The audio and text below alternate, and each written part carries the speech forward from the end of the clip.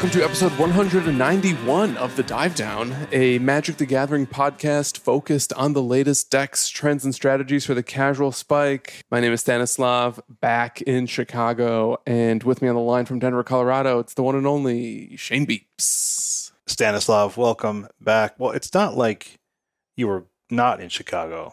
You just were in a house on literal fire, the walls just burning down around you, no electricity. Well, yeah, and I absconded to the suburbs. I saw Dave after you guys recorded because we spent the night in Oak Park. Did you crash on Dave's couch? I wish, but he won't let me into the house anymore after what I did to his basement. He brought me coffee and he brought me deck boxes back that I had successfully foisted on him. He brought them back. He said, we don't want these in my house. Can you take these back? And I was like, I guess I'll take them. Some deck boxes in need of housing. Okay, that's a long story. We're not getting into it. Exactly. You couldn't have them presented during just lying around the home? No, when my wife found out what's in all these boxes that have been lining our hallway for the last month or two, she was like, "What podcast?" She's like, "These aren't the tiles we were talking about remodeling the bathroom with?" Basically not. Also with us, the Godfather, Dave Harbarger. Hey, Dave. I'm doing a little better. Things are getting better. Things are getting better every day. Let's stay positive. I'm here to stay positive. You got to stay positive. I mean, there's a cat on Stanislav's camera, so life's good. I've decided I don't like cats. After all these years, I'm done. I'm good. Oh my gosh. I'm sure your cats are very nice. I don't ever want another cat. So you like puppies that like bite you and go to the bathroom on the floor? No, not really. Maybe you're just not a pet person anymore. But I don't have. Well, it's been a long road, and now I have this puppy. I got to tell you though, I did take this dog on a car ride with me. This little puppy, because I felt bad having to crate him again. So I was like, all right, come on, you can come with me to go pick the kids up. Put him in the car, and he just turned his face into the corner of the where the seat meets the door in the front seat. And I was like, you're okay, puppy, you can ride. And he was like, I don't like this car. And he just stared into the corner like he was in the last scene of the Blair Witch. Mm-hmm. It was crazy for the entire car ride. So he's just as good as your last dog in the car. Yeah, we found the way to trigger his anxiety. Bernese Mountain Dogs, well known for their anxiety triggers. It's good. It's good to have a dog that's more anxious than me. So, Dave, you've been without cats for several months now. Why do you decide you don't like them? Tired of cleaning up pee on rugs that I don't want to get rid of. That's why. Oh well, you had old cats. They break down like cars. That's true. Unfortunately, and podcast hosts. And like us too. Their PP is legendary. On this week's show, we are registering decks with Dominaria United's newest lords in a special tribal edition of Sleeve Believe Heave. We're playing with Elves. We're playing with Goblins. We're playing with Merfolk. I'm playing with my cat while I deliver this message to you. We also are doing a preview of NRG Minneapolis, which is this weekend. Is it this weekend? It is this weekend. This weekend. So if you hear anything from this and you are in Minneapolis, go and register for the NRG trial weekend. Saturday is Modern. Sunday is Pioneer. It's a 10K and a 5K. Go check it out. We'll talk about it more in a minute. But if you're hearing this and you're there, please go register and enjoy a great event. Before all that, though, we do have a bit of housekeeping. Shout out to the newest patrons to join the Dive Down Nation. We got Drew B. and Michael M. Thank you. If you'd like to support the show, you can find us over at patreon.com/thedivedown. Deck boxes have been, I think, mostly delivered. Yeah, I can confirm that 96% of the boxes I sent out were delivered. I think 5 or 6 were returned. I will be going to pick those up in the next couple of days, and so I will try to ship them out again or reach out to people on Patreon to get updated addresses, I'm assuming. But yeah, you should have them. If you don't, come and find me. Send me an email or something. I'll be on my mobile. You can also support us while playing Magic with a Mana Trader subscription. Promo code TheDiveDown15 gets you 10% off your first 2 months of renting Magic Online cards. They do have these new lords. We can confirm that's where we got them to make this episode. You didn't buy your entire deck? Not on yet. Magic Online? Not yet, but I probably will eventually. These are good budget decks on Magic Online. Just saying. Yeah, mine ran Force of Negation, so it's not that cheap. One of the nice things about NRG Trials is that you can buy cards from their online store to pick up at these tournaments, And if you use promo code DIVE8, you'll get 8% off your order from Nerd Rage Gaming. Pick it up in Minneapolis. I think by the time you're hearing this, it'll be a little too late, but just for future reference, you can pick it up at tournaments. You can always use DIVE8, tournament or not, and we encourage you to do that. Just buy some cards. Buy a card or two. Those new Warhammer Commanders, buy them as singles. What's a week in life without having some random letter arrive and you're like, what's that magic card I forgot I ordered. Love it. Oh, that borderless Shivan Reef. I've been waiting forever for borderless Shivan Reefs. I tell you what I haven't been waiting for, borderless Carpulzan Forests that I continue to just pull out of Dominaria packs that I opened, or borderless Yavimaya Coasts.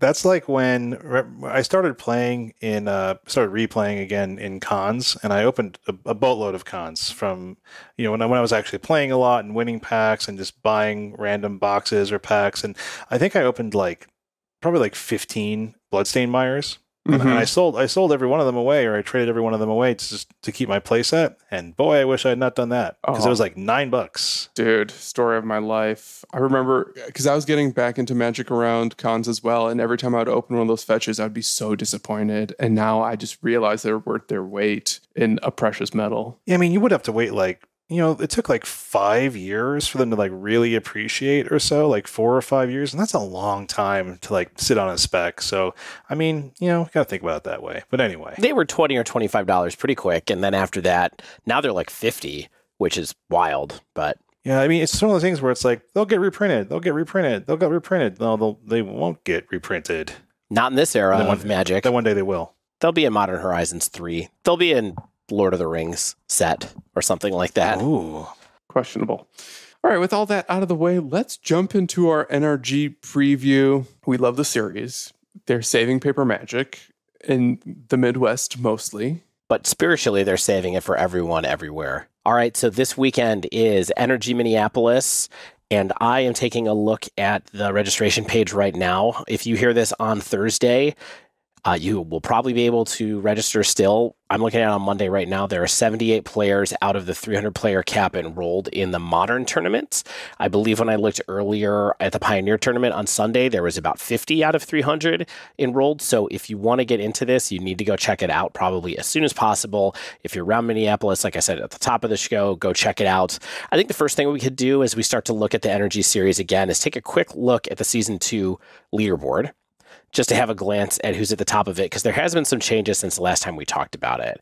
So in first place of the Season 2 leaderboard is Jessie Robkin. We had Jessie on a couple weeks ago. She had that massive weekend in the August trial weekend where she top-8'd both events, won one of the events, and put up 50 points in a single weekend.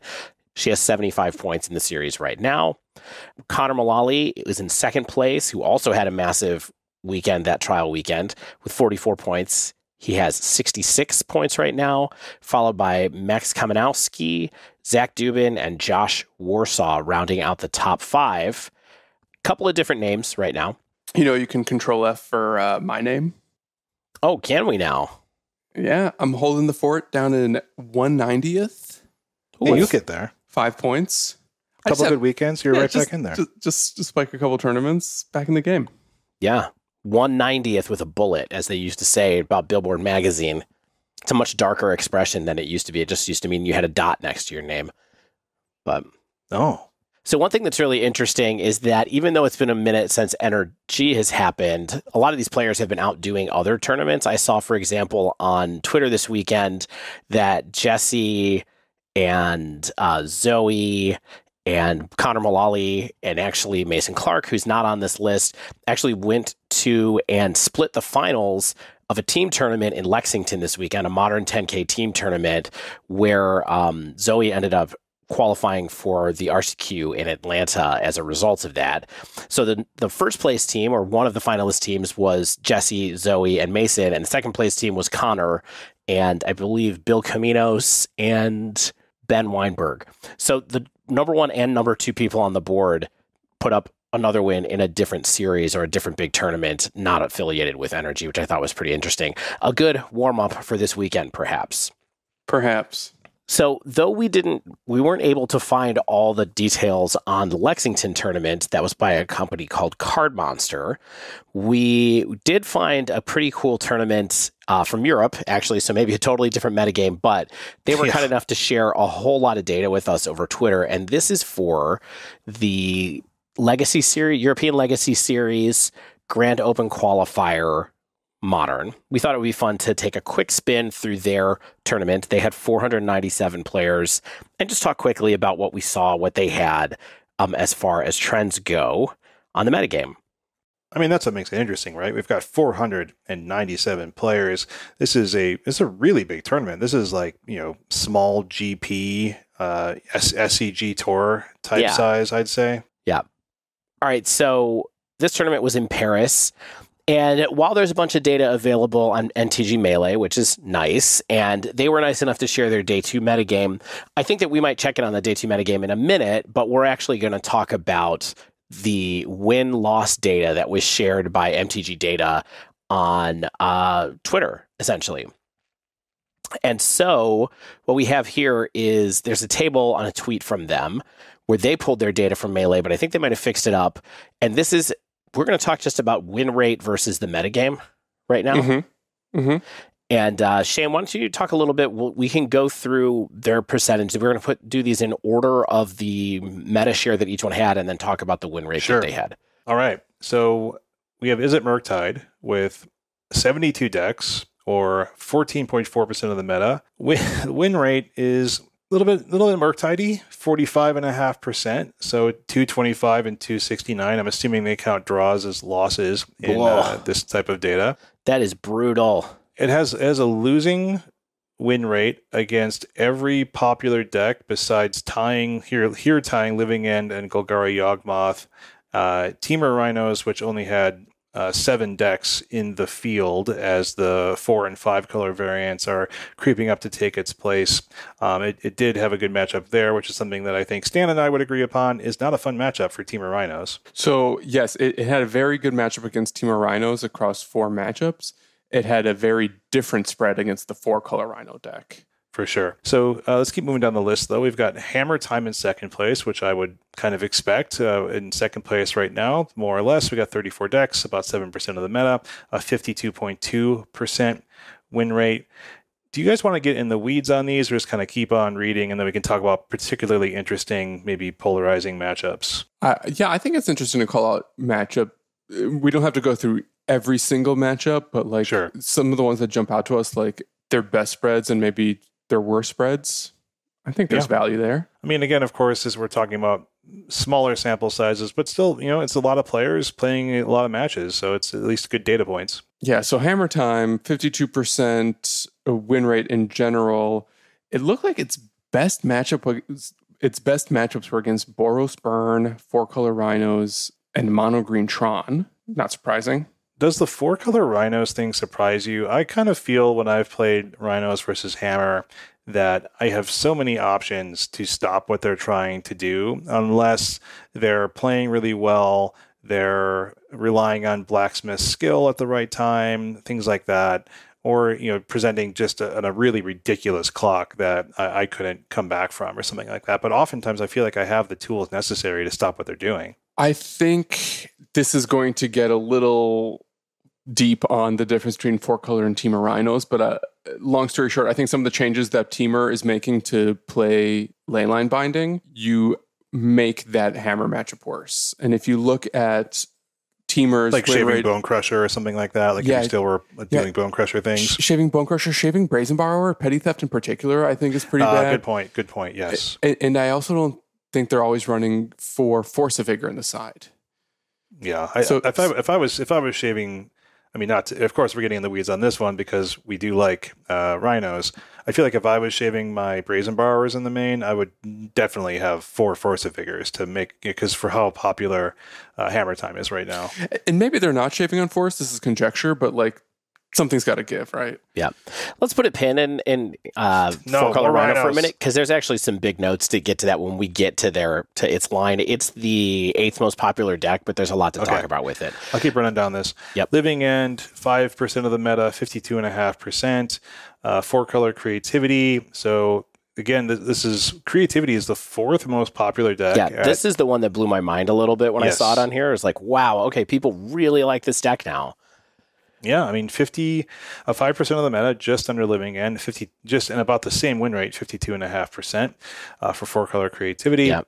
And its best matchups, surprisingly, 60% against Murktide is really good, which surprised me because creativity is kind of all in on counter, like a counterable thing. You know what I mean? When in creativity, and I guess you have lots of ways to get around that, like Spell Pierce, you have Teferi, but still kind of fascinating. I guess that Leyline Binding just owns Murktide Regent, so that's something, and I'm assuming most of these creativity decks are also running Leyline Binding. 60% against Hammer Time is pretty interesting, and then the other samples are a bit smaller, but pretty interesting. They're smaller, but like some of these trends are super polarizing. Like it's 80% against Amulet Titan, but 25. So it's 80% favored against Titan, but it only had about a 25 win rate against a few Grixis opponents. To think that Grixis is doing that much better, I guess like that just speaks to the power of Thoughtseize against creativity, which is what Murktide is missing, right? Like Murktide can't only rely on the counter magic to disrupt this combo. Right. True. Worth mentioning, since you brought up Grixis, Grixis actually won this tournament. We're not going to talk about the top 8 or anything like that, but that was the winning deck. Okay, 5th place, Boros Burn. 18 decks, 3.6%, very burn kind of win rate with 46.5%.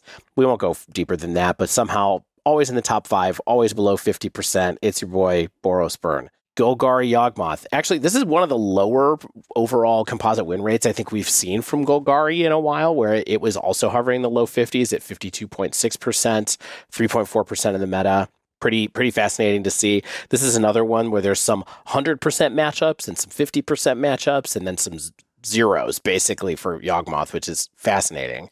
Amulet Titan is next. That is the 7th deck on the list. 55.5% win rate. That's a good weekend for Amulet kind of win rate-esque. It's solid number, 55%. Also good against Murktide and Hammer Time. Amulet Titan turned in a 6-1 record against Hammer Time this weekend for an 85% win rate, which is pretty interesting. It also had an 85% win rate against Boros Burn. A little bit less surprising there. Okay, so now we are at the 8th most popular deck, which is your most popular deck, you two. 4-color Rhinos. Rhinos had a 60% win rate in this tournament, and that's the second best win rate reported, including a 68% win rate against Murktide, a 67% win rate against Boros Burn, 75% against Yawgmoth, 75% against Shadow, 4-color Control was 67%, 83% against Rakdos Undying, aka Scam, and then 65.5% win rate against the other field, which was about 40% of this meta. So all the quote-unquote non-meta decks, 4-color Rhinos beats it 65% of the time. Yeah, that's wild. I really do want to dig into this data because it's a large sample size to see how many were your Rhinos, how many were 4-color, how many were 5-color, what were the builds looking like? Because like we talked about the other week, these aren't really solidified. Yeah, I would assume, to be honest, these are all 5-color. Now, I don't think anybody's holding on to the I'm going to pay 2 for my Leyline Binding.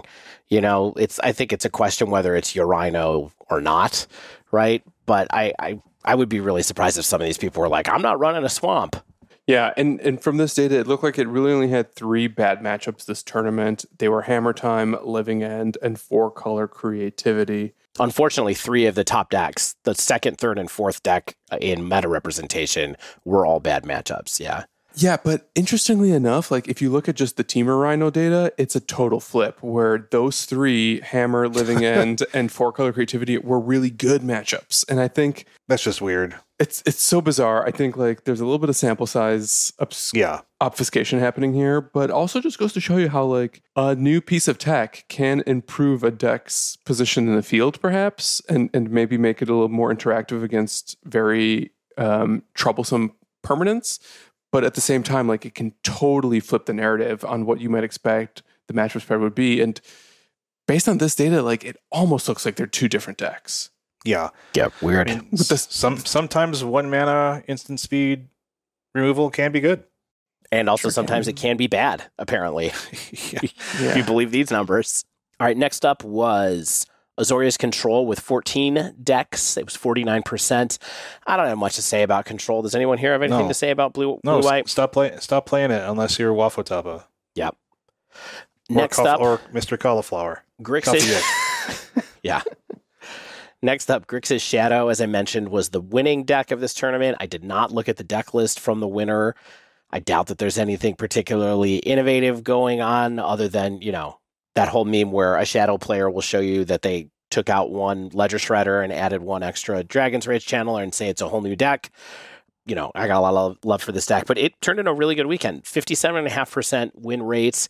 A good amount of sample size. It was 2.8% of the meta and had positive matchups against Murktide, against Hammer Time, against Four Color Creativity. Really, really good.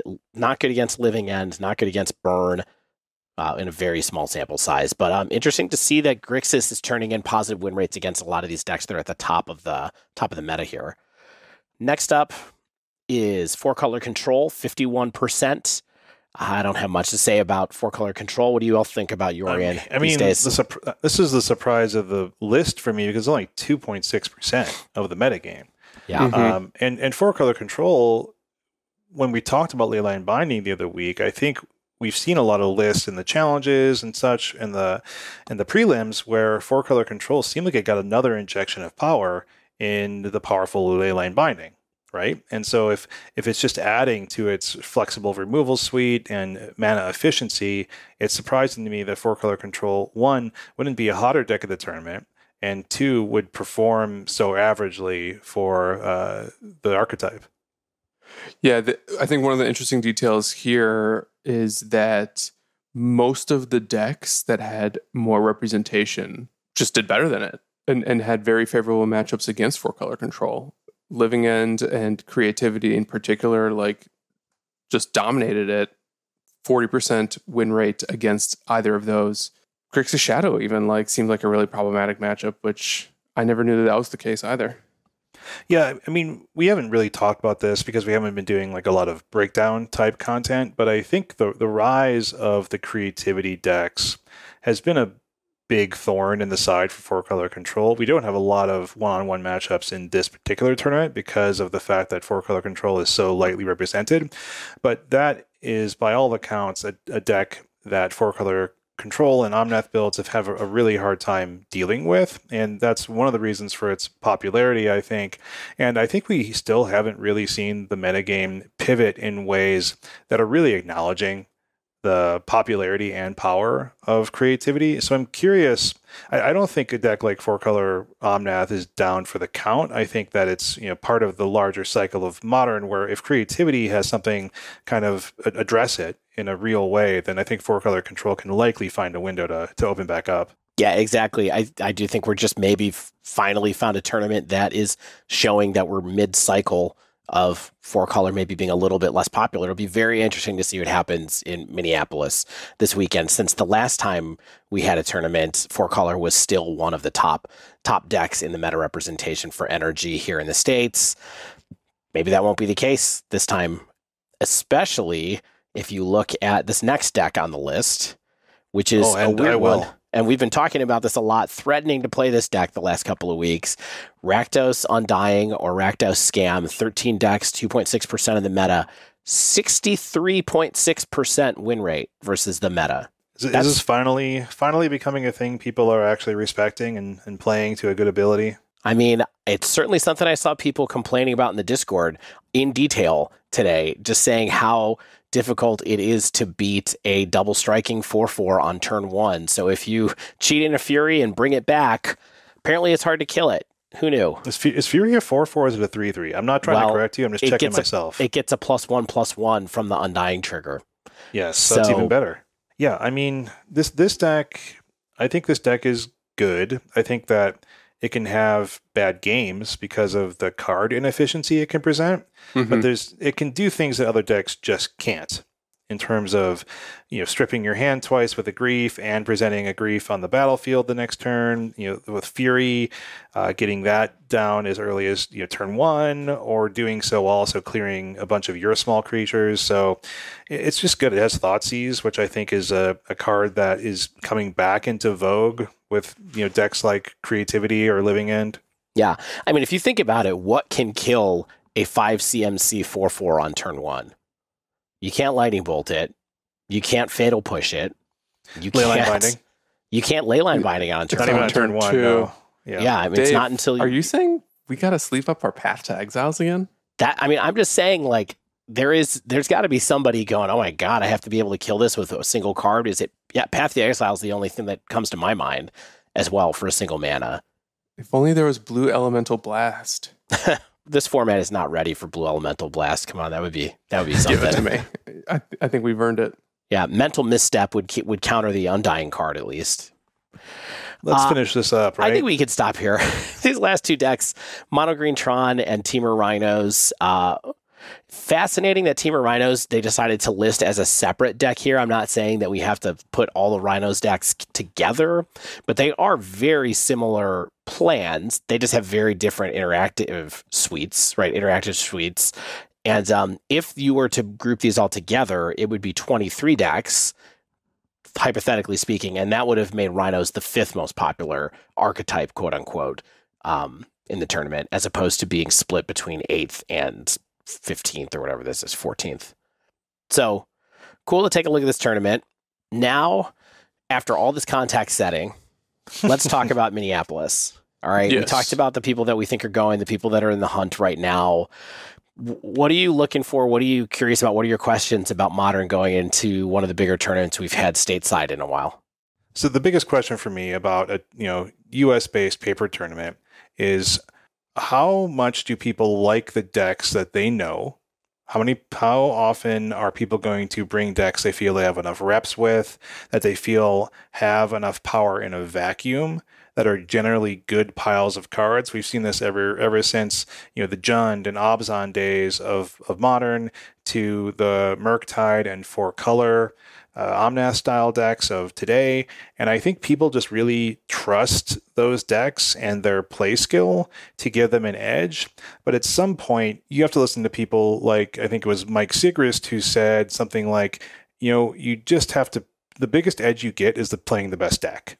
And I think he was talking about that during like the Hollow One days, right? Where sometimes you just need to pick the best deck, and that's going to give you your 3 to 4% more than your play skill even will. So that's not what he said. That wasn't the quote. The quote was, I don't know. The best way to get an edge in a tournament is to have a deck advantage over your opponents. I mean, I think that's the same thing. I think that's up to different. interpretation. I think that's up to interpretation. What a deck advantage could be, like unlocking a crazy combo that no one knows about and just surprising all of your opponents. Or knowing what everybody else is going to be on and picking the deck that beats them, or knowing what everybody's going to be on, knowing what deck people are going to play as a result of knowing what everybody's going to be being on, and pick the deck that beats them. So I think deck selection is what he's talking about. He's not talking about qualitative. But I have heard people of Sigrist's caliber also just say, oftentimes people overthink their deck selection, and they should just be looking at what is the most winningest deck, what has the biggest raw power value. And like you guys said, that's contextual. Yeah. Right? Mm-hmm. Like what's the most powerful is also contextual based on what's happening in the rest of the meta. Yeah, and true, that matters a lot in a tournament like this, where we have an incentive for people to show up to these for good players to come over and over again to the same series, right? So I'm a little less interested in, and it makes me wonder if when we look at this, we should try to find a way to look at the leaderboard meta. That might be an interesting thing to say, like, here's what the overall meta was versus what the people who are the top 25 in the leaderboard brought, because those are the people who I think might do what you're talking about, Shane. There are so many casual spikes, local heroes, LGS and bosses who come to this type of tournament, and those people aren't necessarily going to change based, although, I mean, people change decks more now than they did a while ago, I think 10 years ago or whatever. Yeah, sure. The reason I brought that up, the reason I asked that question is because I think that if you are someone, I'm of the opinion that I think paper changes pretty slowly, especially in the States, especially at tournaments like these.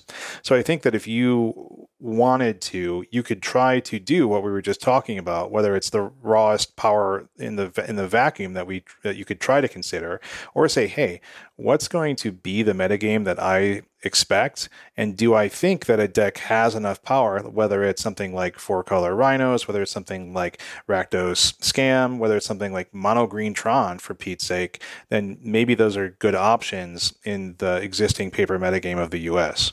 Yeah. It's a real burn meta up in Minneapolis. Yeah, so they say. Minneapolis was pretty wired last night. Here's my big question. Are we going to see Scam do something in a paper tournament now, finally?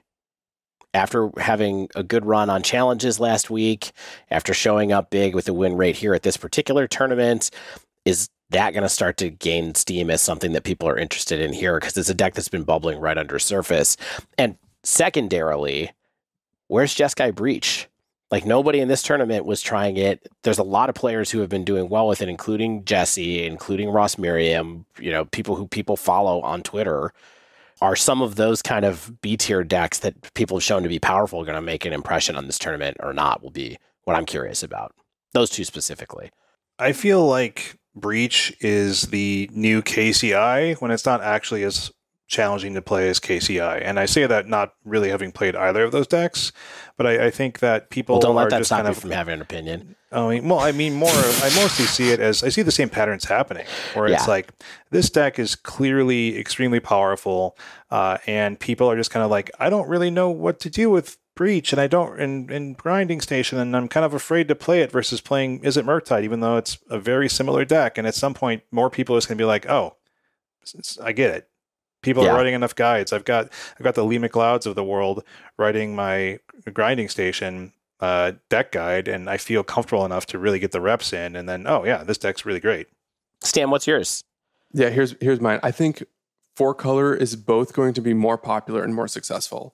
I think the people who go to the NRG circuit have a lot of faith in this deck in particular, and I can see it just like having a bigger share of the room than at least this one particular European event did. I also think Is It Murktide's probably going to have a slightly better win rate than 45%. I think that's pretty surprising and like a big drop for a deck that's been like one of the top strategies in the format for a year. See, I mean, I'm fine disagreeing with that. And it's not really a disagreement. It's just like, I think what we're looking at is a very normal modern tournament where it's like 45 to 55% for most of the decks, and then we have a few outliers who overperform or the metagame was kind to them and stuff like that. I will though agree with you guys on two things, and that's Creativity and Scam are like the decks to watch out for. I feel like they're I mean, Creativity has proven itself countless times now, and I think it's getting ever more popular, especially in the hands of really good players, and Scam I think is starting to like earn that trust as well. So, whether it wins the tournament, I think, is not necessarily indicative of its power level, but I can see not this, looking for a win. Just curious if it'll start appearing at the top tables here. Like it won't be in others. It won't be in the other category. It'll have its own 3% meta share and like a 55% win rate or something. Top 16 finish doesn't, not in other exactly. I love a Blood Crypt, so I'm here for that for sure. Yeah, the last thing I'll say is like just looking at all of this Paris data, like how many of these top decks play Blood Moon, and compare that against how many of these top decks would like hate to see a Blood Moon. You just want to play Blood Moon, and so do I, Stan. I'm just where are the Blood Moon decks? Why aren't they cleaning up? Like, it's good against Creativity. Paper moves slow. I think that Blood Moon's an old card, dude. It's printed in the dark. It was. I can confirm. I will say I still think people are afraid of Boseiju, and so the decks that just play it for value aren't as powerful. Not for value. The decks that play it as like a long-term disruption piece instead of a tempo disruption piece are less successful, right? So I think Rhinos can get away with it because they just need one turn to be able to mess somebody's stuff up. If you're looking at Murktide, like you need a little bit more time, and so they're not trying to do it as much, or Ponza or something like that. Like they're trying to hold that advantage for a long time, and I think that plan with Blood Moon doesn't work anymore as well as it used to. I mean, what deck does play Blood Moon, right? And it's Rakdos Scam. Yes. Yeah. Good point. What other deck plays Blood Moon? One of the decks we're going to talk about in the dive down today. I'll let you figure out which one it is, since we are talking about 3 tribal decks: Elves, Merfolk, and Goblins. Stay with us.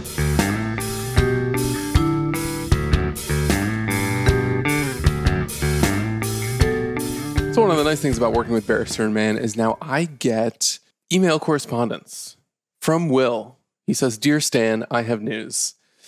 And I come to share that news with you, my co-hosts, and you, our listeners.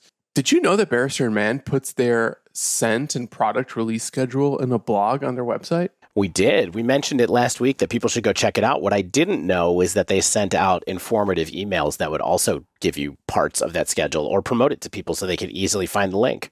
Yes, it's out there. It's on their blog. And one of the things that jumped out to me is that they're doing pre-orders for a selection of a little family of scents known as the Four Horsemen. With the Four Horsemen ride, choose your fate and die. That's a good one. Oh, yeah.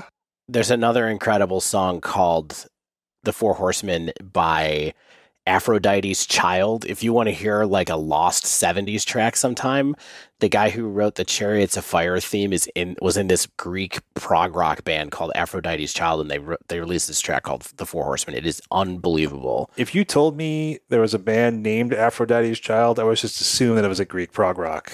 Yeah, well, it was. Anywho, so if you want to get ready for Halloween with some spooky scents, pre-orders for the Four Horsemen start on October 4th. It officially comes out on October 18th, but I want to talk about the 4 scents that they've got here, named after the titular horse people: war, famine, plague, and death. I can't wait to slap some death on my face. You know what I'm saying? Death sounds pretty really hardcore. Good. Yeah, so death, citrus, resins, and moss.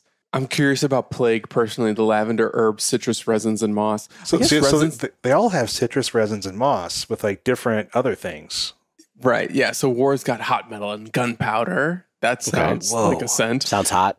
Famine, dust, and hunger. Interesting. And I don't think these are joke names because, like I said, plague is lavender and herbs. Has Will ever done anything as like an actual joke? I feel like Will is very serious about this game. But the branding always has a sense of humor. We'll give him that. All 4 of these offerings are going to come out as shaving soaps. They'll have aftershave splashes, aftershave balms, and then there's going to be limited quantities of refills available for these. So get them while they're available. Get ready for Halloween with your fragrance game. So if you want to get 15% off your first order at Barrister and Man, use code TheDiveDown15. And that lets Will know that you came through us, and we appreciate it.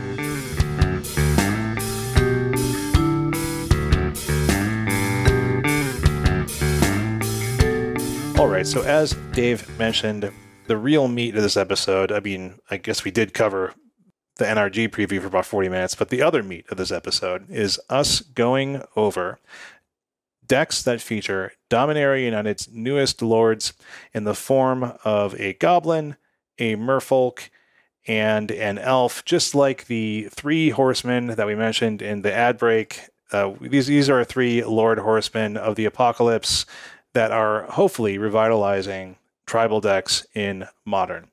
So and maybe Pioneer. And maybe a little Pioneer. Maybe Pioneer. So what we did is we picked our poison. We found some deck lists, and we played some decks as we are wont to do in Sleeve Believe Heave segment. And Stanislav, I believe you're up first with, hold on. What deck did you play? Who can guess which lord I picked? Dave, you go first. I'm pretty sure you picked the Horse Lord. Uh-huh. Yeah. Shane, what's your guess? What's the cat lord? Kagura? The elemental lord? Yeah, Kagura. Yep. No, you're both wrong. I picked the elf lord. No kidding. Leaf crowned visionary. GG for a 1/1 elf druid. Other elves get +1/+1. And whenever you cast an elf spell, you may pay G. And if you do, draw a card. Seems good. Was it Seems like a good GG's? lord. It was GG's in some matches and MTGO Salt in others. Okay. So what's the story with this card? It clearly refers to other cool elf things. Yes, what's going on here? There's a lot going on here. So I want to preface that the addition of Leaf Crown Visionary is introducing just the second 2-mana elf lord to Modern and Pioneer. this isn't like Merfolk where you have more lords than you can play. Like, we're actually kind of limited in our selection of playables, especially at 2 mana in these decks. And one of the interesting things about Elf Lords in particular is that they all have some kind of unique upside beyond just the buffing effect. In Modern, Archdruid and Elvish Champion can either generate tons of mana or even provide potential evasion, respectively. In Pioneer, the other 2-mana lord, Elvish Clancaller, features an ability somewhat similar to Visionary, but plays way, way differently, that can fetch up more lords. There it costs 6 mana. Visionary is unique because it's, in my opinion, designed somewhat to offset one of the common pitfalls that aggro, tribal, and creature decks frequently have, because it turns all of your creatures into cantrips.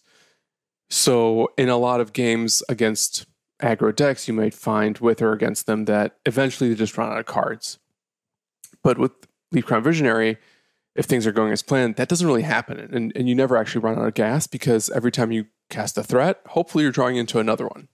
One of the things that I noticed while playing with this Visionary is that in a deck whose best draws enable 3 mana plays on turn 2, because your opening hand almost always wants to have an Elvish Mystic or a Llanowar Elves, Visionary at 2 mana can both support some of these big 3 mana plays, but it can also just be a really powerful top deck. And perhaps that's true of many lords, but it's not true of every other 2 mana card that Elves had available to it previously. In this case, I found that it was better than Clancaller, but it didn't actually feel better than Elvish Archdruid. Because unlike the 2 mana lord, this one is a lot cheaper to use. Clancaller costs 6 mana to provide extra power and extra card on the board. This one really only expects you to have 1 mana up to start basically impacting the board or your hand in a meaningful way.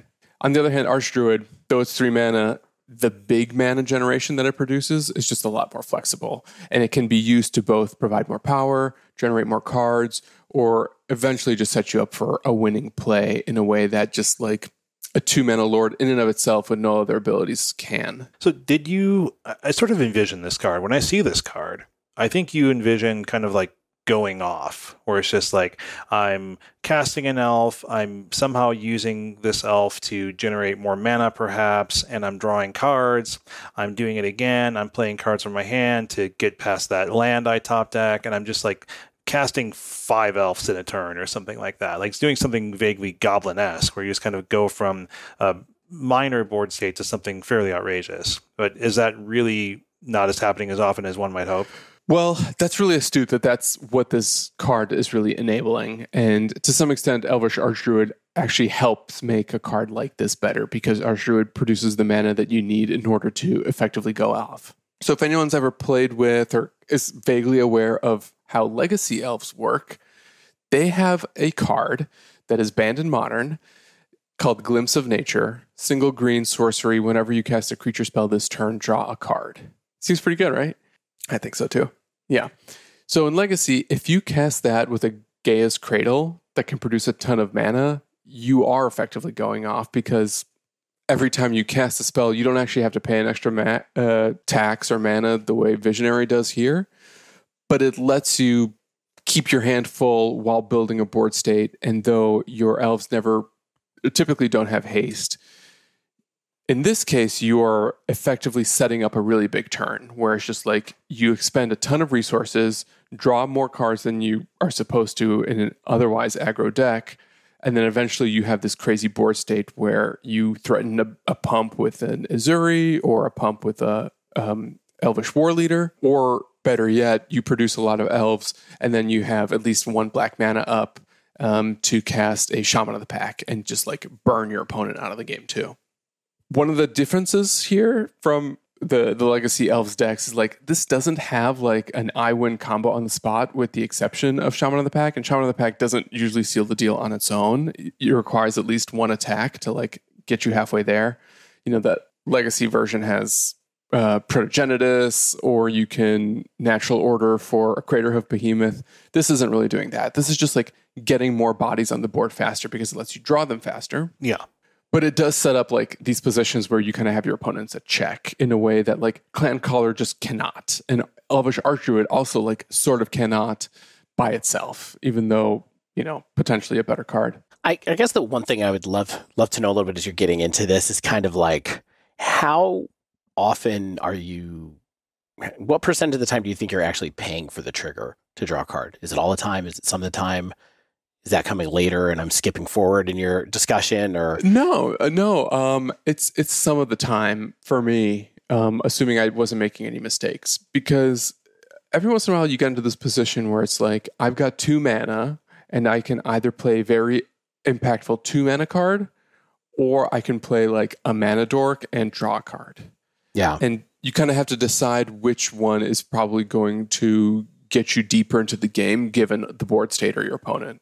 Right. Yeah. Like in some cases, I would rather play the War Master and not draw a card, because if the War Master is left unchecked against, a non-interactive deck, eventually that's going to create like the massive board state that I need to run over my opponent or burn them out with Shaman of the Pack. Totally. If you had to put a percentage on it, would you have a guess of how often you're skipping? It's different per format. Right. Okay. So in Pioneer, I'm skipping a little bit more frequently because you have less access to big mana. Right. In Modern, where it's way more interactive and I'm like trying to like get as many cards as possible, I'm basically trying to position myself where I'm like drawing as many cards as possible. Yep. Just to stay in the game.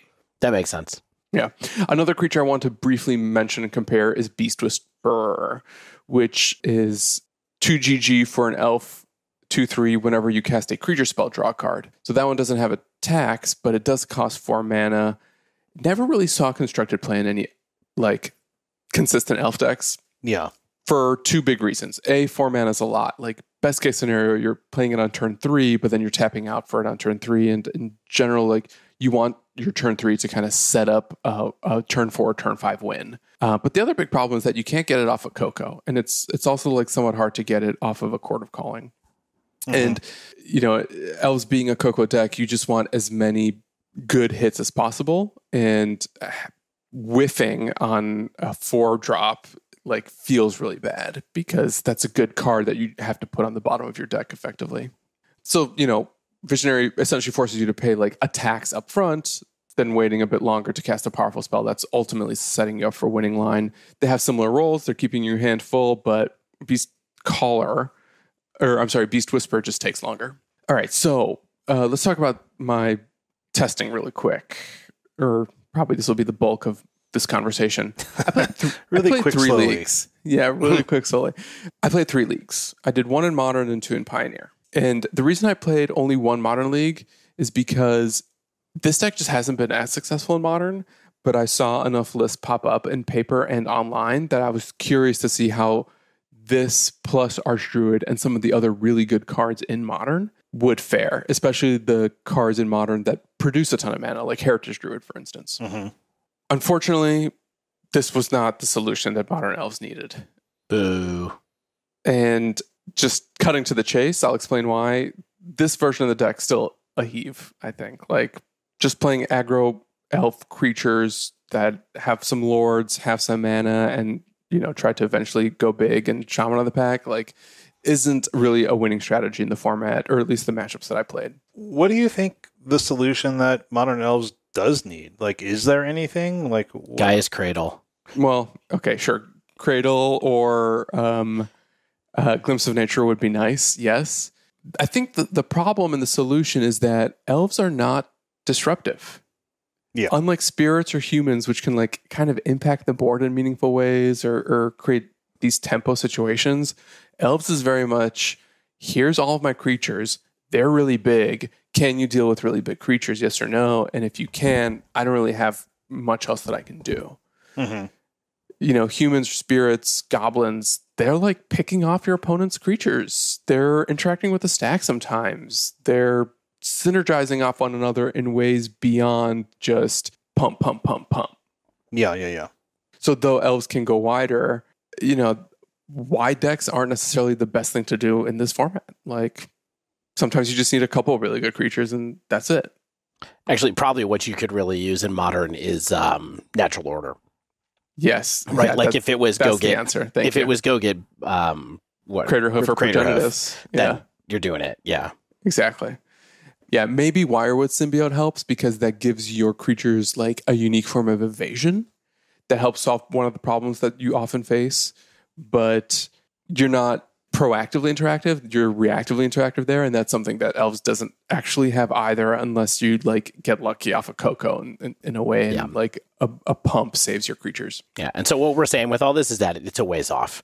We think it's a ways off. Modern. Yeah. There's no way they're going to print Natural Order into Modern. Like these are really powerful cards. So yeah, so people used to complain about Plague Engineer killing creature decks. But I just think that's old news. Like, even looking at results, like, who's playing Plague Engineer these days? Not many people. It's true. I'm struggling with just Wrenn and 6, doing 1 damage to, like, even a Leaf Crown Visionary or anything else. Most of my creatures come down with only 1 toughness. Fury deals with everything else. Unholy Heat is devastating. Solitude is a really big deal, too. One of my matches was against the Mono Black Coffers deck, and they just had, like, plain Jane black removal that destroys target creatures, doesn't care how big they are, and that seemed like a problem as well, not to mention that they had backup Damnations. Yeah. Brutal. So, Heave the Modern version, we ain't there yet. Pioneer, a little bit more interesting, and I fared a little better.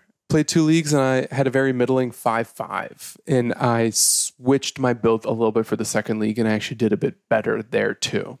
So, I have spoken to this to some effect in the past. I think Pioneer is a very polarizing format, and Elves actually fit very neatly into what seemed like pretty polarizing matchups, where I was either just miles ahead of my opponent or unbearably behind. So on the plus side, Visionary offers this brand new way to unleash an insurmountable board state, just because the threats keep coming. You know, like if I'm keeping mana up, or if I'm generating a ton of mana with Nykthos or Circle of Dreams Druid, which is a bad card, but you kind of have to play it because you produce enough bodies and it's an elf. It felt like almost no one that didn't have board wipes can get past that. But on the other hand, speaking of board wipes, like Supreme Verdict, huge problem. And Blue White Control is pretty popular in leagues for me. Mayhem Devil, also a really big problem, especially if they're able to just like control my board early, pick off enough lords that I'm not really playing anything bigger than a 1/1 or most a 2/2 that a Mayhem Devil can usually just deal with a couple Cat Oven triggers. Even Goblin Chain Whirler out of a mono red deck, just that plus Play with Fire, Lightning Strike, other cheap red interaction was super problematic. But this is just a subset of the format, and when I was able to dodge those matchups, I actually felt like Elves was putting up a really good fight.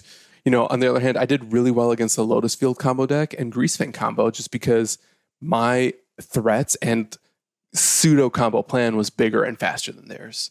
Even Rakdos mid, their point removal wasn't necessarily faster than the amount of threats I had, because though it's an interactive deck, they also are playing a ton of threats. And when it's just like body versus body, mine were usually bigger. And I was able to actually best Rakdos mid in one match because they just couldn't answer my creatures fast enough, and I was drawing enough cards that I was able to outpace their interaction and out-tempo them ultimately. Yeah, main deck configuration with Liliana of the Veil, like that's not great against you. You know? Totally. Yeah, and if like it's game 1 and they go, if I'm on the play a dork, and then they turn 1 Thoughtseize, like that actually puts them really far behind. Right. If I can like top deck a Coco and then cast it on 3 or 4 especially.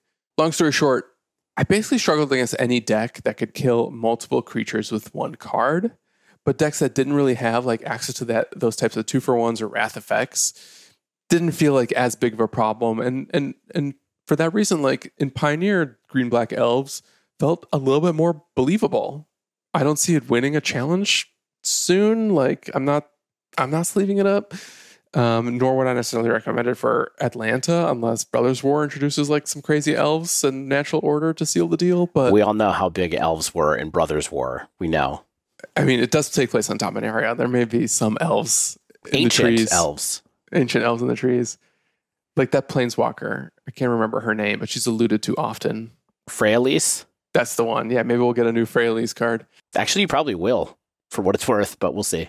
That'll be great. The last thing I will say, the one exception where like this basic heuristic doesn't work, and that was in a matchup against Mono Green, where I was able to outclass all their threats, and they didn't really have any ways to 2-for-1 me. And in some cases, I was able to get them to like less than 5 life, but because Mono Green is an absurd deck, they would just be totally on the back foot, and they top deck like the Karn or the thing they need to combo off, and then just like combo out from behind.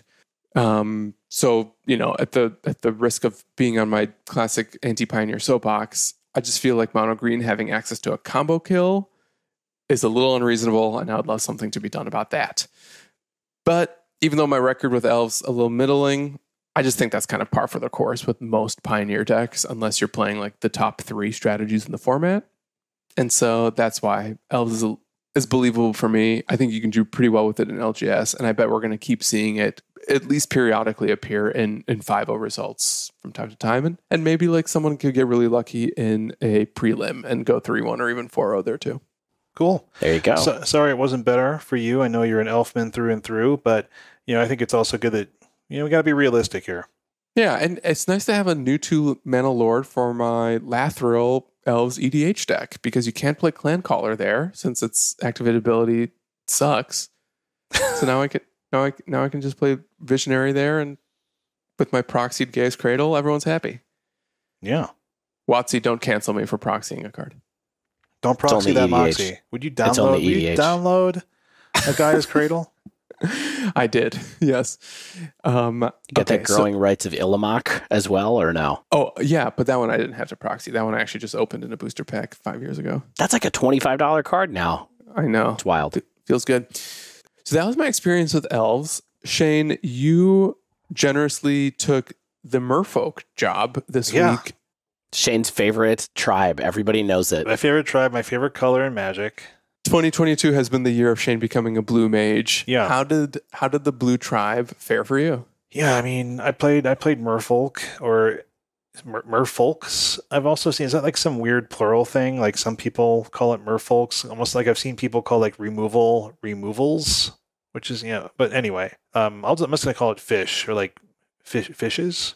Weird fishes, I think. Weird fishes down on the farm. So Merfolk is a deck that, of course, you know, we've talked about this in episode 114, which is somehow almost 2 years ago at this point. It's been around since basically the format's beginnings of 2011. I mean, Lord of Atlantis was in flippin' alpha, for Pete's sake. And so I think that's even where the term Lord comes from.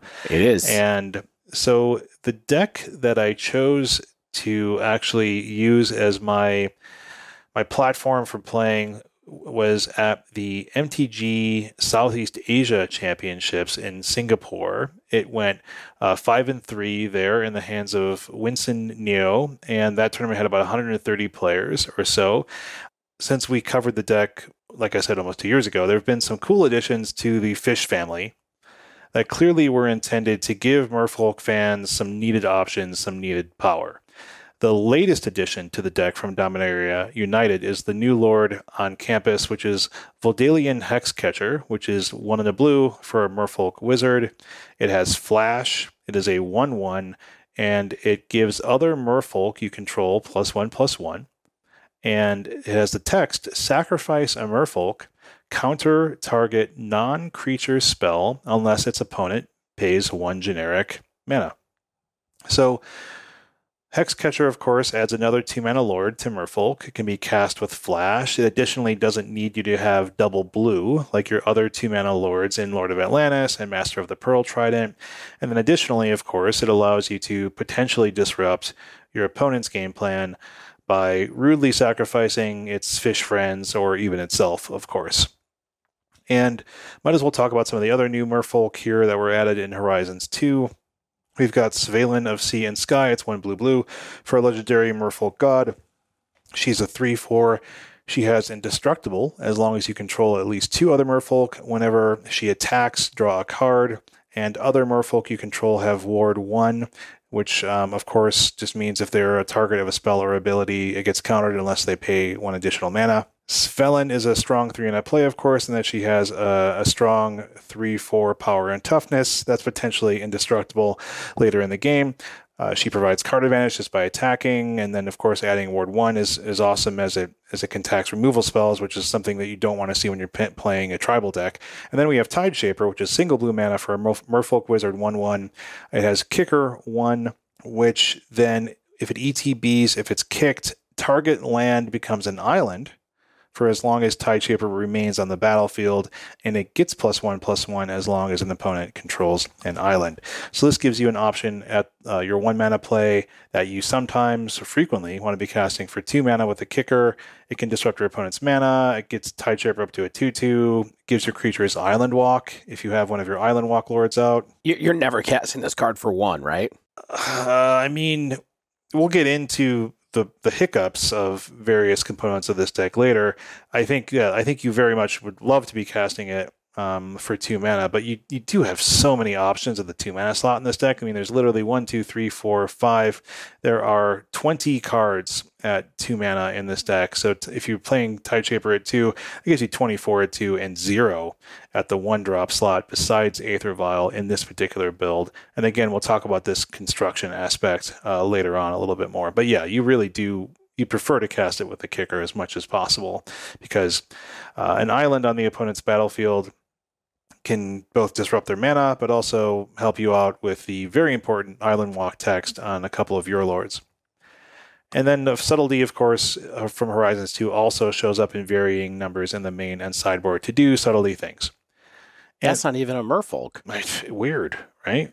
The rest of the deck is vaguely what it's been in the past. Like you've got your 8 2-mana Island Walk Lords, you got your Merfolk Tricksters, you've got your Silver Gill Adepts, you got your Glasspool Mimics, Force of Negation, Aether Vial, all that kind of stuff.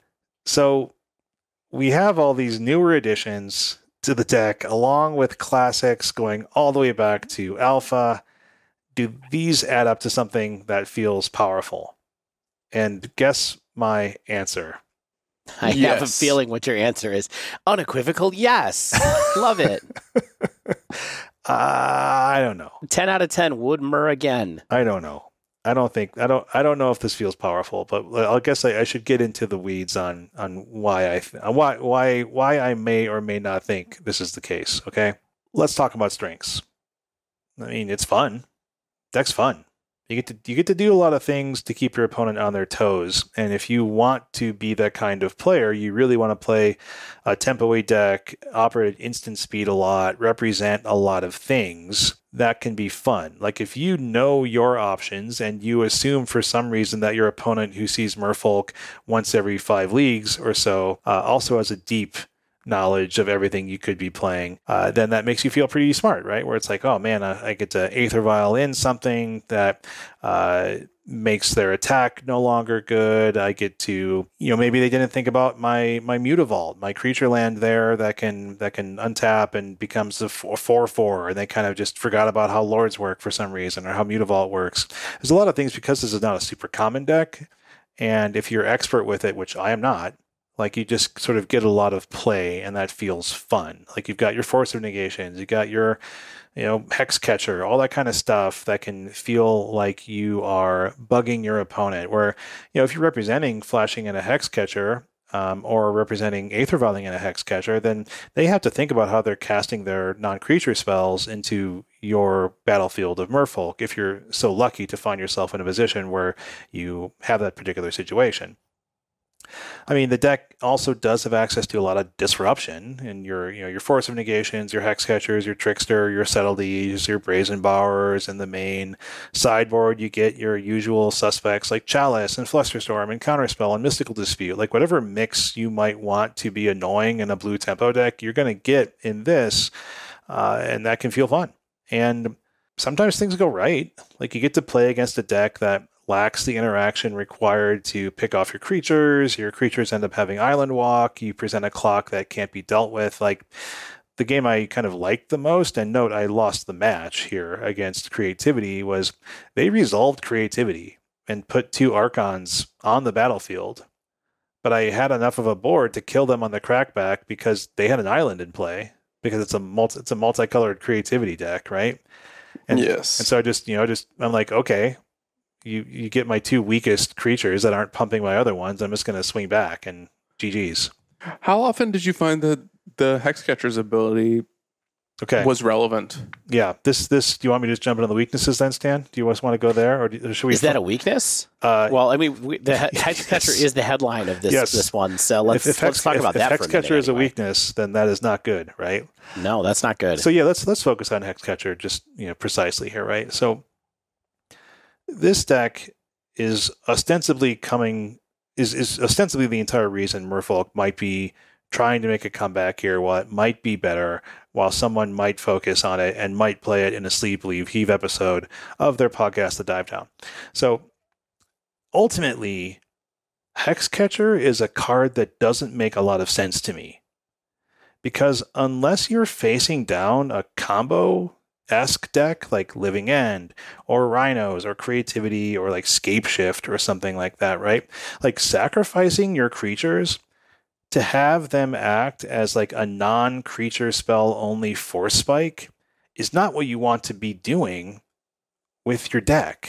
Like if you're sacrificing your own creatures to do this, like what you're really doing is diluting your game plan of killing the opponent before that they just cast their next important spell, whether they cast another Creativity or cascade into another Living End or something like that. Like if you're saying like, hey, I'm going to sacrifice 2 of my creatures to make you pay 2 extra mana, sure, that might have bought you like a turn or 2 if they weren't actually dealing with your board. But really all that seems to do in my experience is just slow your clock down. So it's like this weird like anti-synergy where it's like, hey, I'm killing my things to tax you. And that just doesn't feel good. Like compare this with an effect like Humans, right? Which is a deck that's also not anywhere really in Modern right now. That has the ability to strip the spell out of your opponent's hand in the first place. That has the ability to name the spell that your opponent wants to cast and make it so that they have to kill your Meddling Mage in order to do so in the first place. If you're playing like a Pioneer or something like that, you can cast a Flying Paulo to tax that spell more significantly without killing your own stuff. Like you have the ability with even a moderately okay tribal deck like Humans to both proactively and like semi-reactively do the same thing that you're trying to do here without killing your creatures. And so you're able to kind of double dip where it's like, hey, the thing that Humans is always doing is being a disruptive aggro deck. And what Merfolk ends up being here is like a reactive mopey creature deck. And I'll get more into kind of like my overall thoughts on why that's the case. But like, I feel like Hexcatcher as a 1/1 is not great because like it's just super vulnerable unless you have like a big board that's already doing things. And then at that point, Hexcatcher is sort of like gravy, where it's like, okay, like my Hexcatcher is coming down as a 3/3 because I have 2 other lords. But at that point, if I have 2 other lords, I'm likely presenting like a pretty decent clock at that point anyway. So it's just sort of like, I'm an extra decent lord or something like that. Like compare this to Cursecatcher, which is a 1-drop that you can sacrifice it to Force Spike your opponent's with non-creature spells, correct? So like it's not non-creature spells. It's just instants or sorceries only. Oh, instants. Okay, so which is close enough in a lot of what we're doing besides planeswalkers most of the time, or like super valuable artifacts. I mean, it's not quite as flexible, but you get my point. Like Cursecatcher is a 1-drop, and there's I think potentially something to be said where it's like Cursecatcher might serve as pretty good Hexcatcher fodder, or potentially, I mean, I guess that wouldn't really make much sense unless you're countering like a planeswalker or something like that. But like it allows you to present somewhat of a clock where it's like, hey, my Cursecatcher is turn 1 if they're doing something early. That allows me to protect my mid to late game development. And I've seen Cursecatcher get shaved to like a 0 of or a 2 of in some of these lists. And I'm ultimately not sure that that's like kind of what you don't want a little bit more of, because you're so clogged at the 2-drop slot right now. And so you're really reliant on Aether Vial, which has always been the weakness, I think, of a deck like Merfolk, which is like your games with Aether Vial and without are ridiculously polarizing. And to the point of, like, what am I just mulliganing for an Aether Vial? And then I have 2 Merfolk in my hand? No cards to play. Yeah, it's just absurd. And that gets to like another issue, which is like this deck has no card advantage. There's just like no real card advantage besides, of course, Silver Gale Adept, which draws you a card. But nothing else says draw a card besides an attacking Savelin. And I mean, sometimes that happens where it's just like Savelin is not necessarily the nail in the coffin, but you know, a tack that's getting more tacks that become the nails in the coffin, right? But at that point, it's not necessarily win more. It's just kind of like it's not as good as other ways of drawing cards that some other decks have, and that presents an issue because these creatures are just not good on their own at any point in the curve. And this deck really relies on you maintaining a board state. And again, that's kind of like the long and short of, I think, the weakness of this deck is that unlike even some other tribal decks, I think that the pieces here are very bad. Like just very, very, very bad. And I think I'm going to repeat some of the issues that you had, Stan, with Elves, is that the way that I think Elves wins and creates advantage on the board is with creature advantage by drawing through the deck and creating a bunch of mana advantage that allows you to play a lot of cheap stuff. And with your Lord, you get to draw through your deck to take advantage of that. Yes. The Merfolk Lord here that I was talking about before, of course, Hexcatcher, doesn't really synergize with the deck in that fashion because, again, you don't create creature advantage in this deck. You just don't. Like, you're just reliant on hopefully getting a little bit of card advantage with like your, with the cards I mentioned earlier. And you try to get a little bit of mana advantage with Aether Vial and your cards being reasonably costed and things like that. And so you try to develop your battlefield, which then allows your creatures to synergize and create an attacking force or a disruption force of some kind. I think one of the key differences that you're kind of circling around is that Merfolk plays like a tempo deck, where it's not about playing a bunch of threats. It's about playing like a handful of threats that you back up with interaction, and then you eventually play a Lord to help seal the deal faster than like maybe just a 2-1 Ragavan could. Sure. Yeah. The issue, I think, is that the clock is just very slow. We compare it to the only other tempo deck I have any real amount of reps in the format, which is Rhinos. Rhinos gets 8 power of trample. You like Rhinos? I don't think we've talked about it too much recently, but yeah, I've been playing a little bit of Rhinos. Do you think it's a better deck than this deck? Oh, by far. Like, can you believe it? Interesting. Yeah. So, here's the reason. Here's some more reasons. Is like, it's just the threats you're presenting with Merfolk are not very good, and it's not very fast, and your tempo is like solely reactive, besides maybe like a bounce spell or two, and maybe like a Brazen Bower or something like that. And so like your turn one options in like this particular build is like you get a mopey 1/1 Tideshaper, as like I said, the list are eschewing Curse Catcher, and or an Aether Vial, and like you definitely want to see an Aether Vial, but you can't really mulligan to it. And so it's just like, man, that sucks. Like I got a 40% chance of having the draw I want. And it still gives me a threat density that lets me take advantage of it. And the real issue with like not having a clock is like decks like Creativity or Living End make you present a clock to try to kill them before they can cast their namesake spells. And then you're forced to rely on like a Force of Negation or a sideboard counterspell or Flusterstorm or something like that. But then other decks like Murktide or Omnath builds or even Burn can use their point removal to pick off your creatures and then just turn the corner so much harder than you can ever hope to. Or they can just like burn you out if they're burned or something like that, which is the best kind of corner turning. And so this is like my real issue here, right? Is like what you really want is to get Island Walk. Your creatures don't have trample. So like this one doesn't like Spreading Seas is like nowhere to be seen in these lists. And I'm just kind of like, why? Like that's a source of card advantage and mana disruption in a world where people are playing 5-color decks all the time. Well, it's because of Tideshaper, Tideshaper, though. Yeah, like Tideshaper is the new Seas. Yeah, but here's the problem. It costs 2 doesn't draw a card. So like I'm almost. Yes, it does. Huh. I had this argument with people when this card came out. It's a Spreading Seas that always draws a 2/2. That's what it is. And it comes into play for free. Yeah, but then it can, then you can kill it. That's the this real is what issue these too. people told. Yeah, but what else are you? I mean, this is what I talked with people about with Merfolk when that card came out, and they were kind of like, "No, you got to think about it this way." I kind of believe them now. But here's what happens. Here's what happens in practice is that if you're relying on that as your ability to get your island walk, which is one of the huge ways of that this deck ever wins, is like then they just kill it, and then the island goes away. And the island goes away. And sure, like you traded a card for a card. But then you don't have island. Well, you know what I think? You know what I think? If they're killing your Tide Shaper, you turn the wrong land into an island.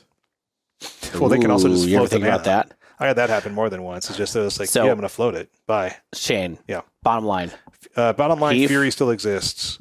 Yeah, Fury still exists. This deck is not good. If you like Merfolk, it's probably better than it's ever going to be in a long time, so have fun.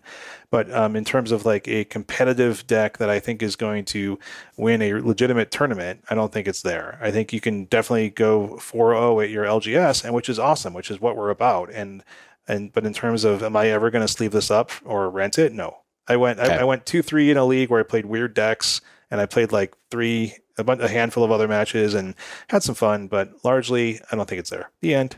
Okay. Nice. Yeah. But Dave, chalky response. Dave, please tell us there's one sleevable deck in this episode. I mean, here's the thing. So I got Goblins. I played Goblins in Modern. Okay. I don't know if I got the hard one on this one or if I got the easy one out of these three, because I think everybody knows about this deck, right? Mm-hmm. Everybody already knows this deck. Goblins is clearly the best deck out of these ones that we're talking about today. It got the most powerful card.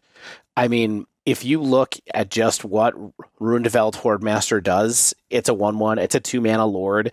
And in case you've forgotten, the text says, whenever Rundvelt Hordemaster or another goblin you control dies, exile the top card of your library. If it's a goblin creature card, you may cast that card until the end of your next turn. That card, when you guys talk about Fury being a thing, when you talk about not having access to card advantage in the decks when you'd really like to, for some reason, I know why, I guess, but the elf has to pay mana to activate that ability, and on Rundvelt Hordemaster, it's free. You know, Stan, you mentioned that what's the name of the card that you did? It's something Visionary? Leaf Crowned Visionary. You mentioned that Leaf Crowned Visionary was a new 2-mana elf lord. I would like to point out that this is the only 2-mana Goblin Lord that has ever been printed that I could find. And I've been looking around on MTG Wiki and a couple other places to see a list of lords. There is no other 2-mana Goblin Lord. And that surprised me, really, honestly. I was like, oh my God, they've never made one 2. They're all 3 before. From what I can tell, all the other ones are 3. So I think just on rate, this card is a lot better than the tools that Merfolk got or that Elves got. Agree or disagree?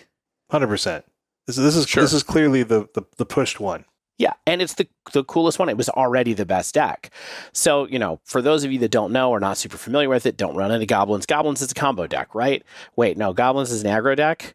No, I think it's a prison deck. It's a control deck. There was a meme that was sent out by Goblin Lackey 1 on Twitter, who's a well-known legacy Goblins player, and it's the Galaxy Brain meme, and it's Goblins is an aggro deck, the tiny brain. Then it says Goblins is a control deck. Goblins is every archetype and changes depending on the matchup, aggro, combo, control, prison, and then Galaxy Brain is Goblins is an aggro deck. I think in Modern, it's much closer to Goblins as a combo deck, being the first and last phases of this, and then aggro is somewhere in between. But the truth is, this deck is a really resilient, adaptable, and it is a very fun deck, I think, to play. Like, I think it's a real deck. So I don't think that there's going to be a lot of debate about whether this is a sleeve or not. The deck is a sleeve. It was a sleeve. It's a tier 1 point. I don't know how you want to slice your tiers, but it's a tier 2 deck. Like, if we're strict about the numbers, it's one of the best tier 2 decks in Modern, I think. Do you guys have any problem with that statement off the top? No, seems legit to me. I mean, it's the only deck on our list that's won a Modern Challenge recently, so. True. And so if you don't know, it's a 2-card combo, right? Goblins are based on Conspicuous Snoop and Bogart Harbinger. And how it works really quickly is you get Snoop into play when you don't have You get Snoop into play and have it not have summoning sickness.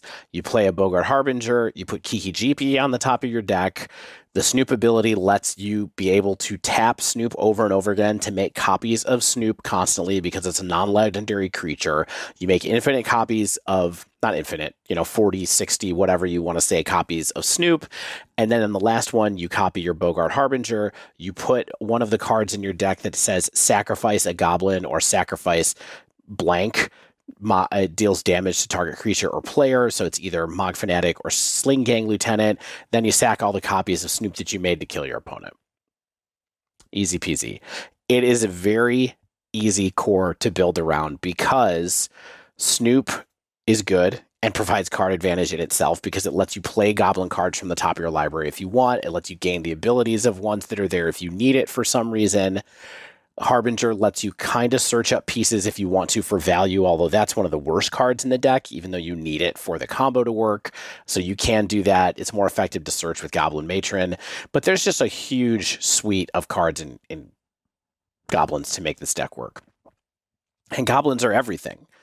There's between 7 and 8 quote-unquote tutors in this deck between Goblin Matron and Bogart Harbinger. They're good because you're playing a combo deck. You're looking for certain pieces. You're looking for silver bullets. A tutor in the elf deck probably wouldn't be that good. A tutor in the Merfolk deck, the way that Shane described it, probably wouldn't be that good or useful in this deck because you have a 2-card combo. You want to run the tutors cards. You have mana acceleration. You get to run Aether Vial and Skirk Prospector. Skirk Prospector is a little tougher to turn into acceleration, but you can use it to do some stuff that you need to here and there. You make tokens with something like Mog War Marshal and then Ramp or something like that. So there's ways to do it. You have removal. You have an answer, a really easy answer to turn 1 Ragavan and Mog Fanatic, basically. You have Munitions Expert. Let me tell you, there's nothing sweeter than playing Munitions Expert into a board where, God, what did someone play against me yesterday? So I was playing like a red-green Ramp plus Ragavan deck. It was kind of a weird kind of experimental build. And somebody attacked into me with a dashed Ragavan on turn 2, where they had played a Ramp, they had played a Bird of Paradise, and I had a Munitions Expert, and I played Munitions Expert and killed their their Ignoble Hierarch, and then blocked their Ragavan with Munition Expert. And I was like, this is sweet. I didn't even have to get really tricky to have this work. It's good. Sometimes 2-for-1s can be good. Yeah, exactly. It has reach with Sling Gang Lieutenant, and Kiki Jiki doing weird stuff can be like a weird kind of reach if you try to like value copy a token occasionally. You're not almost never going to do this. That's why there's not many Kiki Jikis in the deck, but it is kind of like something that you can get creative with. And then of course you have the Lord. You have a 2-mana Lord. Sometimes you run 1 Goblin Chieftain to be able to give your goblins haste if you want to, because that can come in handy sometimes. But the core of the deck is just really, really tight. And it worked really well before. And honestly, the draw ability on Rundvelt Hordemaster is just a whole other level. Have you guys played against this deck yet or no? I still have not. No, but I've only done 1 Modern League in the last couple weeks. So stop being so busy, Stanislav. Well, you've been busy, and I think you were coming down off of like your 4 league a week preparation. He was doing multiple leagues a day. What are we talking about? So I mean, I've watched players play with it, and some better players than me play with it, and so I get the idea of what this deck is capable of, and it's stupid. Yeah, I mean, I don't know. It's not like, I still think it's squarely kind of tier 2 plus.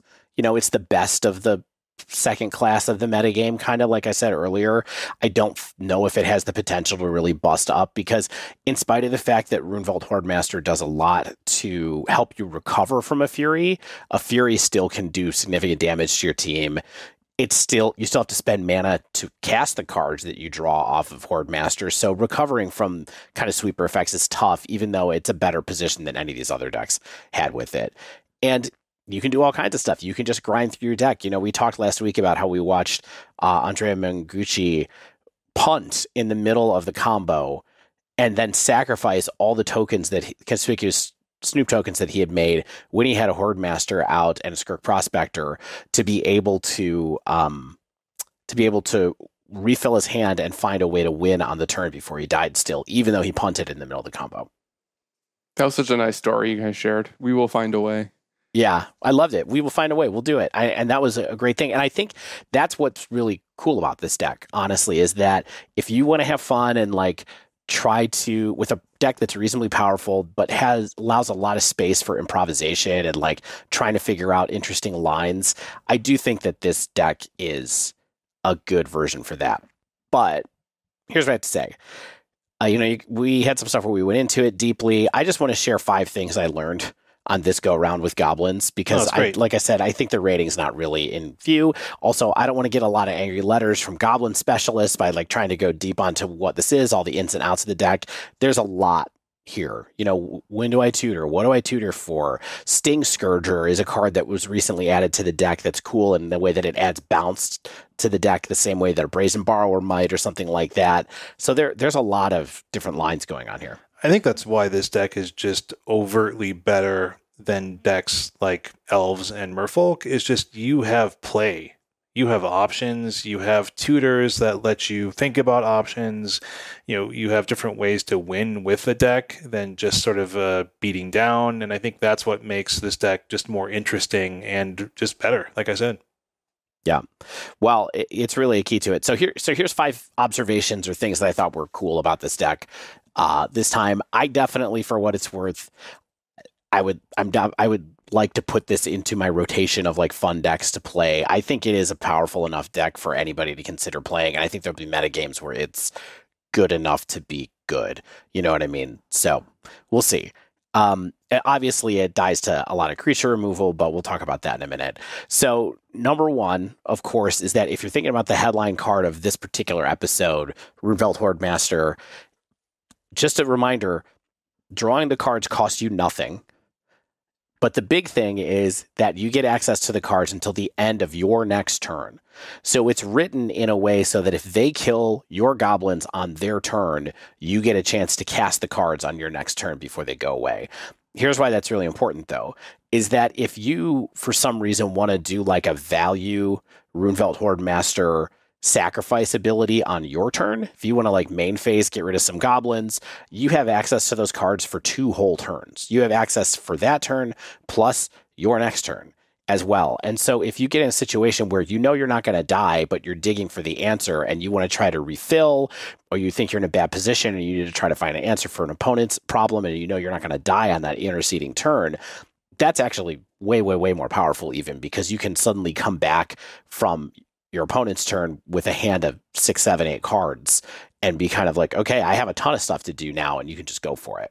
So it can really be like redrawing a new hand. Number 2 is what Shane was alluding to earlier, which is it's not always about the combo plan. People have said this a bunch of different times about this deck. Is it an aggro deck? Is it a mid, Spike, when he was on a few weeks ago, called this a mid-range deck that had really kind of, you're trying to 2 for 1 and then put together a combo from there. That's probably true too. I think that the main thing to point out is that you really pay attention to, don't get tunnel vision on trying to execute your combo and miss out on the fact that maybe your opponent either A, does damage to themselves that brings them down into lethal range from just dropping an extra lord, or B, your team kind of gets big enough suddenly where you can do 16 damage to them when they're not paying attention, or you're not paying attention because you're all focused on the combo and disrupting the combo and things like that. It's not hard for this deck to do a lot of damage, especially if you play 2 lords in a turn. The lords are fragile, but there are plenty of decks where you might just outpace them. So sometimes when you're like, you've got a reasonable sized board and you're like, draw a goblin matron, and you're like, okay, what am I going to search up with this to execute the combo? Sometimes you might be better off just getting a Rundvelt Hordemaster so your whole team gets bigger, and then you can just crack in for, to do a bunch of damage and go that way. So just keep an eye on that, since life totals are so volatile in Modern. 3 is, I don't get why people tap out against this deck. It might be unfamiliarity.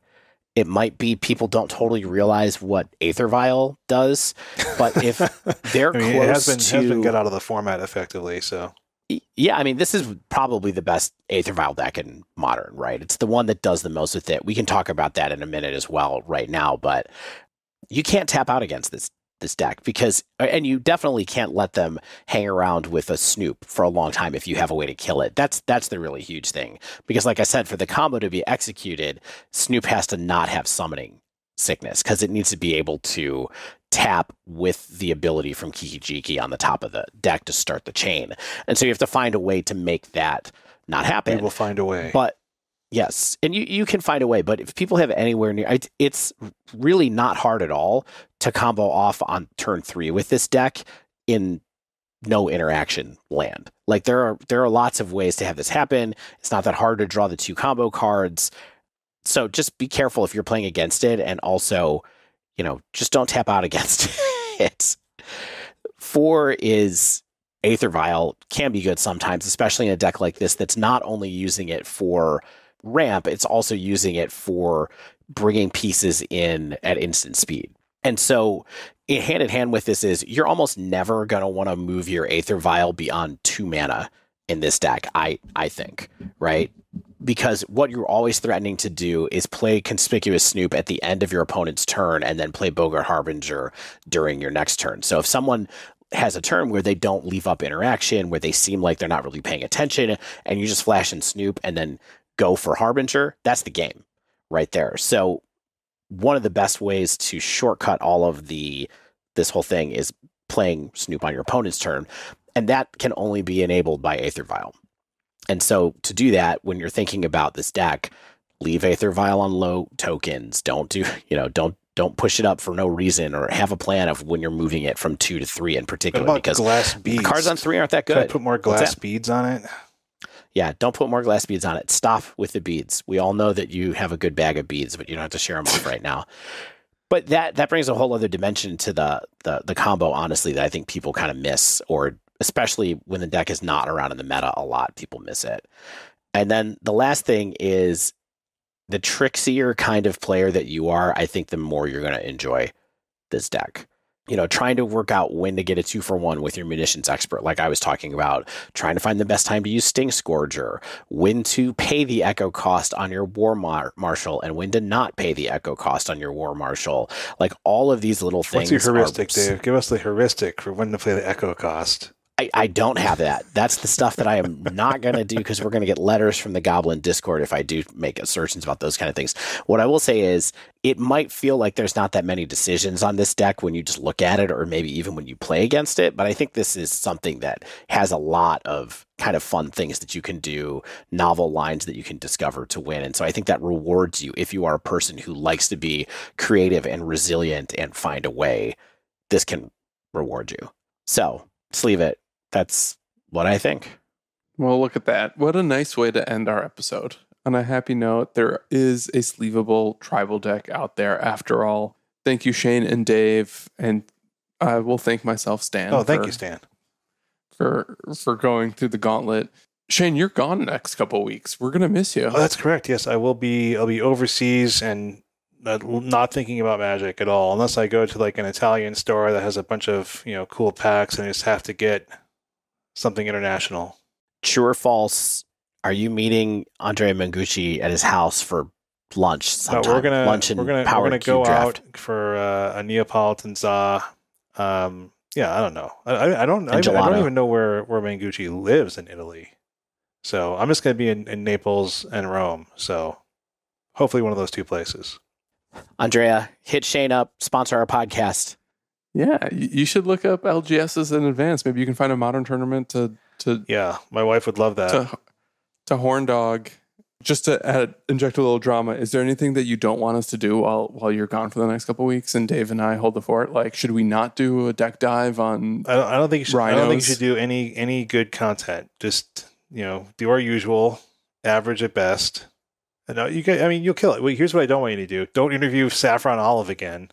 Like last time I was gone. Didn't get to talk to Seth in that one bonus episode. That was a bummer. Aw. Wow. Now we have to reach out to Seth and see if we can get him on one time in the next couple of weeks, just for spite. No, you guys have fun. You do what you want, and I will be downloading and listening. I will burn and verify this podcast. Thanks for leaving us the keys, Dad. Yeah. Well, safe travels. Have fun. Send pics. Send a postcard. But for now, that wraps up this week's show. If you haven't yet, make sure you subscribe to our podcast so you get the latest episodes as soon as they come out. And if you use Apple Podcasts, please leave us a rating and review. You can also reach out to us over on Twitter at The Dive Down, all one word, or via email at thedivedown@gmail.com. You can also support the show over at patreon.com/thedivedown. You can even support the show while playing Magic with a Mana Trader subscription. Get 10% off your first 2 months of renting Magic Online cards with promo code TheDiveDown15. Play with all of these new lords. Prove us wrong or Dave right or Dave wrong. You can also get some amazing shaving soaps, body soaps, fragrances, and more over at Barrister & Man. If you use promo code TheDiveDown15, you'll get 15% off your first order from Barrister & Man. And we don't get a kickback from this, but we just want to share the joy of paper cards with you. Nerd Rage Gaming offers 8% off your paper order if you use promo code DIVE8. Get cards, play Magic, have fun, live forever. As always, special thanks to the bands Nowhere and Spaceblood for letting us use their music. And until next week, get out there and be a lord!